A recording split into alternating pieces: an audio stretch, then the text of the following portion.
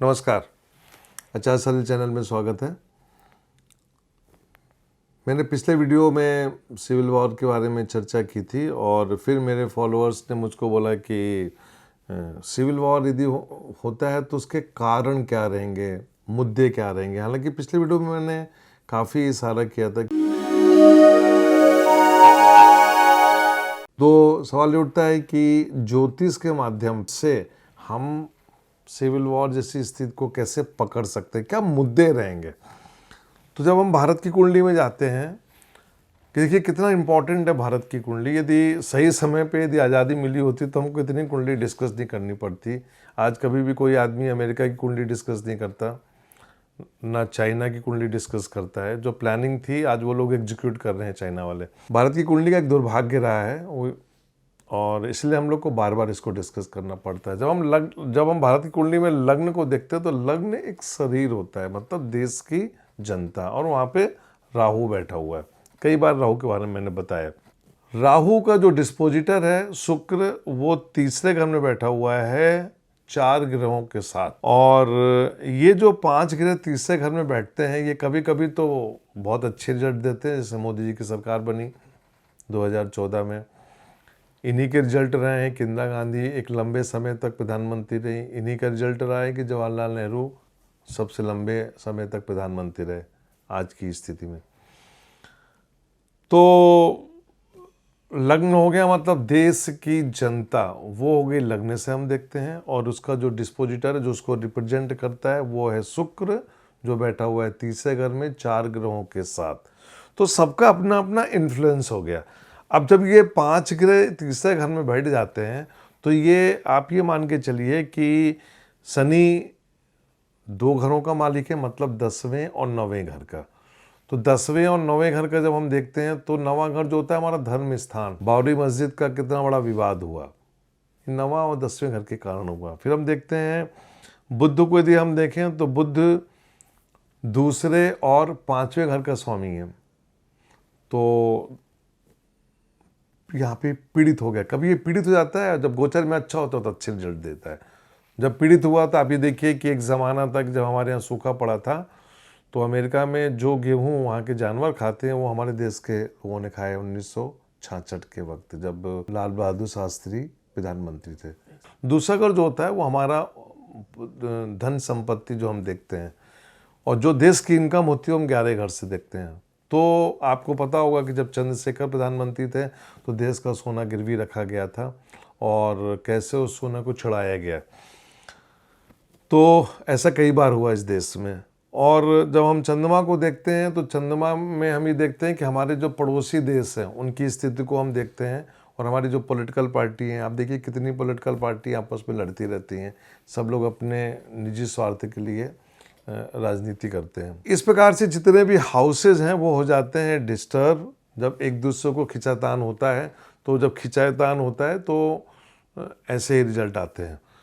तो मुद्दे क्या होंगे मेरे हिसाब से, जो अभी जो शनि का गोचर है वो मुद्दे बताता है कि कहीं ना कहीं जाके मेरे हिसाब से देश के अंदर एक डिबेट शुरू होगी। कुछ ऐसे लोग निकल के आएंगे जो 1975 में जैसे जयप्रकाश नारायण ने किया था वैसे ही कुछ होने जा रहा है 2022-23 में।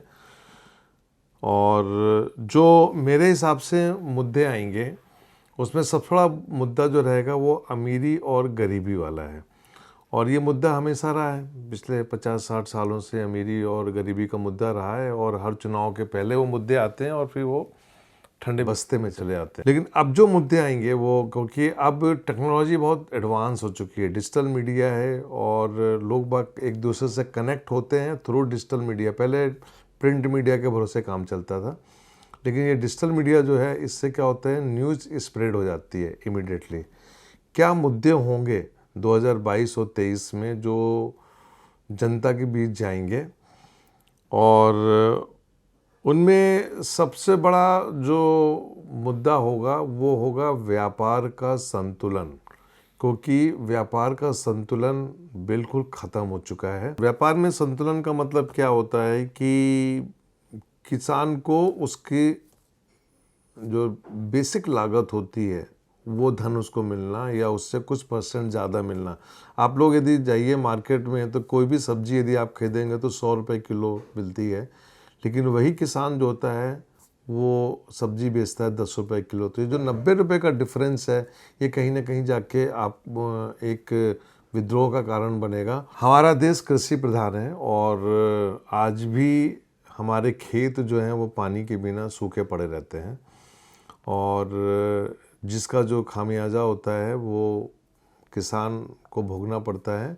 और ऐसे किसान जिनके पास छोटी ज़मीन के टुकड़े होते हैं वो साल में सिर्फ एक ही उपज ले पाते हैं, बाकी समय उनका खेत सूखा पड़ा रहता है। तो पानी एक मुद्दा होगा। इसके बाद जो मुझे लगता है वो आएगा आपका खाद्य में आत्मनिर्भरता, क्योंकि पंचम स्थान हमारा फसल का होता है और शनि की जो इस समय गोचर दृष्टि है वो ये बताती है कि ये भी एक मुद्दा बनेगा। और आपको ध्यान होगा कि कोविड ने हमें बहुत कुछ सिखाया कि कृषि प्रधान देश में लोगों को खाने को नहीं मिला और जो कुछ भी हुआ वो सब लोग जानते हैं कि गरीब भूख से मरा और अमीर ने दावतें उड़ाई। 2012 में एक बहुत बड़ा मुद्दा था काले धन का, और काले धन को लेके काफ़ी हड़तालें हुई और धरना प्रदर्शन हुआ और काले धन को ही लेके वर्तमान में प्रधानमंत्री आए मोदी जी। ये मुद्दा फिर आएगा क्योंकि काले धन को लेके अब वो फिर शुरू हो चुका है कि कुछ हुआ ही नहीं, तो ये एक मुद्दा रहेगा। लोकपाल विधेयक को लेके अन्ना हजारे आए थे, अन्ना हजारे वापस चले गए, आम आदमी पार्टी बन गई, लेकिन लोकपाल का जो विधेयक था वो आज तक आपको पता ही है उसकी क्या दुर्गति हुई, कुछ समझ में नहीं आ रहा है कि क्या है। तो वो एक मुद्दा फिर वापस आएगा।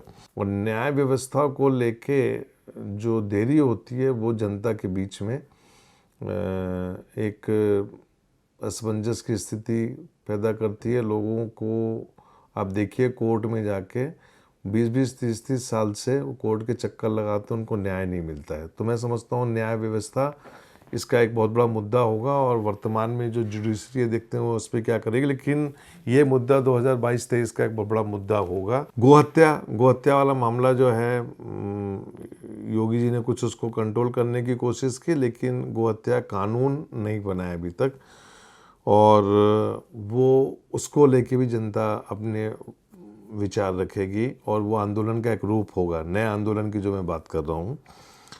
समान नागरिकता संहिता जो चल रही है कि कुछ ऐसा कुछ होना चाहिए, वो मेरे ख्याल से वो एक बहुत बड़ा मुद्दा है, क्योंकि शुक्र को शनि देख रहा है। गुरु आयुर्वेदिक मेडिसिन को भी रिप्रेजेंट करता है, तो आयुर्वेद के प्रसार की बात होगी। आपने देखा होगा 2012 में जिन जिन लोगों ने बड़ी बड़ी बातें करी वो आज सब शांत बैठे हुए हैं, तो ये चीज़ें फिर आएंगी। इसके बाद एक मुद्दा होगा राष्ट्रभाषा का, मातृभाषा का, और एक सबसे बड़ा मुद्दा जो है वो है नदियों की सफाई का। नमो गंगो प्रोजेक्ट जो था उसकी क्या स्थिति आपको पता ही है। और मेरा जो वीडियो है दिल्ली को लेके कि दिल्ली का पानी पूरा बर्बाद हो चुका है, मैंने उस वीडियो में बोला है कि दिल्ली की जो पॉपुलेशन है लगभग 2 करोड़ से ज़्यादा का है और उसमें से 2 करोड़ लोग मॉर्निंग में जो वेस्ट डिस्चार्ज करते हैं उसकी जो अप्रॉक्सीमेटली जो वज़न होता है वो 50 लाख के आसपास होता है, 50 लाख kg।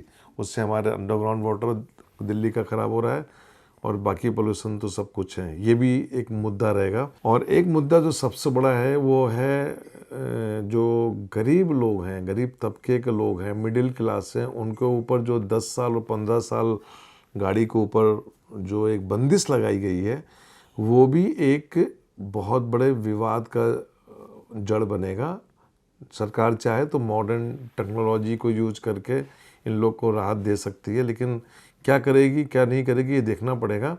लेकिन ये 2022 और 23 के जो होंगे एक नया स्वदेशी अभियान की तरह आएगा। मैंने तो आइडेंटिफाई कर लिया है कि 2022 और 23 में जो सिविल वॉर जैसी स्थिति आएगी उसमें कौन सा नेता या कौन सा समाज सेवक आगे आके कुछ ना कुछ करेगा।